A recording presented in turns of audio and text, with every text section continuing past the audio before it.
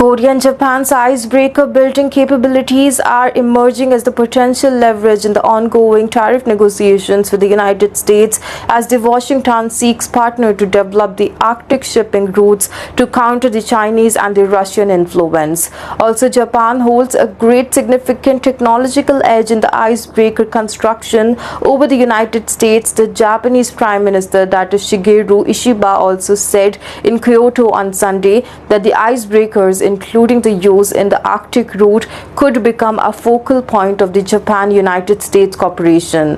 Ishiba reportedly planned to finalize tariff negotiations with the United States President Donald Trump during the Group of the Seven summit in the Canada in the mid-June, with the icebreaker collaboration being one of his proposed bargaining chips. Also, demand for the icebreaker is expected to grow as the need of the open Arctic shipping lanes also increases, especially for the United States. The United States is projected to order 10 icebreakers from this year until 2037, also according to a recent report by the Korea Federation of the Korean Industry, authored by the Professor Ryu Min Cheol of the Korea Maritime and the Ocean University.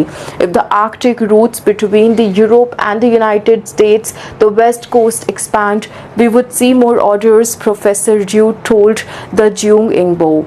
Also, Korea is one of the only countries with the experience of the building of the commercial icebreakers, giving it a technological advantage over Japan, which has mainly constructed research vessels.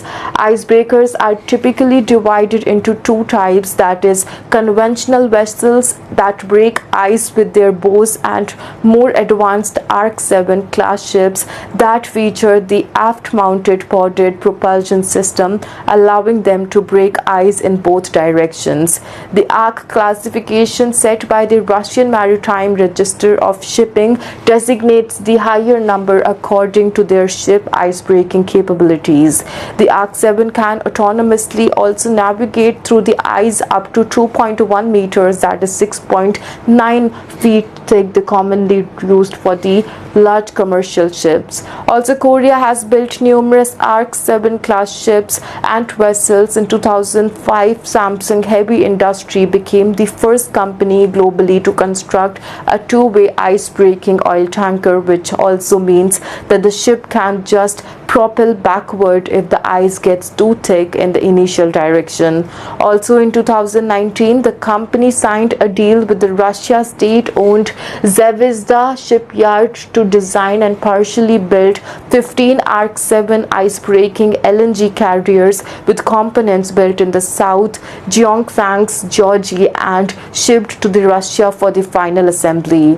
Hava Ocean, then known as the Daewoo shipyard, and the Marine Engineering also delivered 15 Arc 7 ice-breaking LNG carriers for the Russia's Yamal LNG project in 2014 and is currently building 6 more for various global clients.